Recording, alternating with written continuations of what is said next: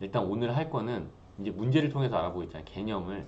네. 오늘 할 거는 반품되는 때, 그러니까 우리가 제품을 매출하고 나서 이 제품이 다시 돌아왔을 때 회계 처리를 어떻게 할 거냐에 대한 거를 할 거예요.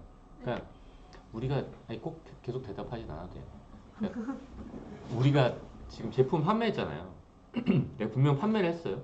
그럼 이때 어떤 반품될 때 어떤 걸 주의해야 되냐면은 제품이 나갔다가 다시 들어왔단 말이에요.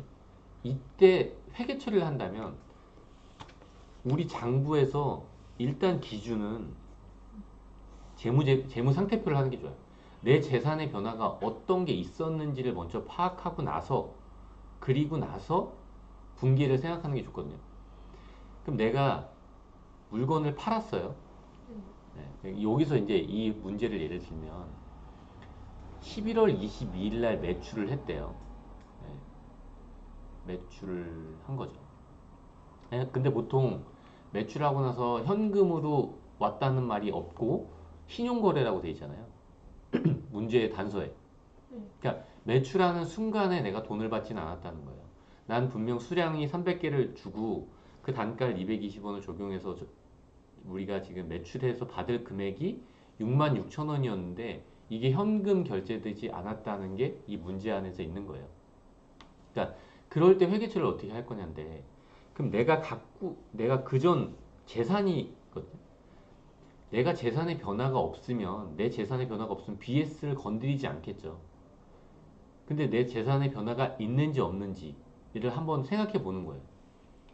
이 사건이 있기 전과 있고 나서가 내 재산이 어떻게 변했는지를 생각해 보면 일단 나는 지금 이 거래가 취소된 거잖아요. 네. 이 거래가 있을 때와 없을 때 차이 비교해 볼게요. 이 거래가 있다면 나는 22일, 지금 취소된 시점은 24일이잖아요. 22일과 26일 사이에 있었던 내역을 회계 처리하는 거예요. 근데 22일이라의 이 사건이 있고 없고를 생각해 보면 돼요. 이 사건이 반품되지 않았을 땐 이 사건이 있는 거잖아요. 그러면 이 사건이 있음으로써 나는 어떤 자산이나 부채가 있었냐면 내 자산이 뭐였냐면 이 6만 6천 원이라는 거를 받을 돈이 있었다는 거잖아요. 그렇기 때문에 내가 어떤 사건의 결과로 나한테 돈이 들어오는 거니까 들어오는 게 예정된 거니까 나한테 자산 그 중에 채권이 6만 6천 원이 있었다는 거예요.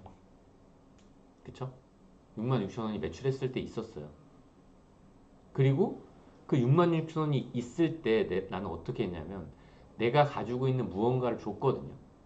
내가 이전에 예를 사과로 들었는데 사과라는 걸 300개를 내가 팔았다고 치면 내가 가지고 있던 사과를 300개만큼 남한테 주면서 6만 6천 원이란 받을 돈이 생겼던 거잖아요. 그런 자산들이 빠져나갔던 거고 나한테 있었던 건데 그 거래를 취소시키면 되는 거예요. 그럼 그 거래를 취소시킬 때 그럼 내가 취소가 딱 그 시점에 어떻게 내 재산이 달라질 거냐. 그 과정은 일단 나중에 생각해 보기로 하고 내 자산은 어떻게 달라질 거냐. 일단 내가 받을 돈 6만 6천 원이 없어지겠죠. 그리고 다시 사과를 반품시켰다는 거는 그 사과가 나갔다가 다시 나한테 자산으로 들어오는 거예요. 근데 그 사과가 여기서 중요한 게 내게 외부로 나갔다가 다시 들어왔으면 이 외부로 나간 이 자산 사과라고 적을 수는 없잖아요. 사과 300개 라고 우리가 기록하지 않잖아요. 도대체 사과 300개가 얼마일 건지에 대해서 아는 게 중요하거든요. 근데 여기서 문제에서는 주어졌잖아요. 130원.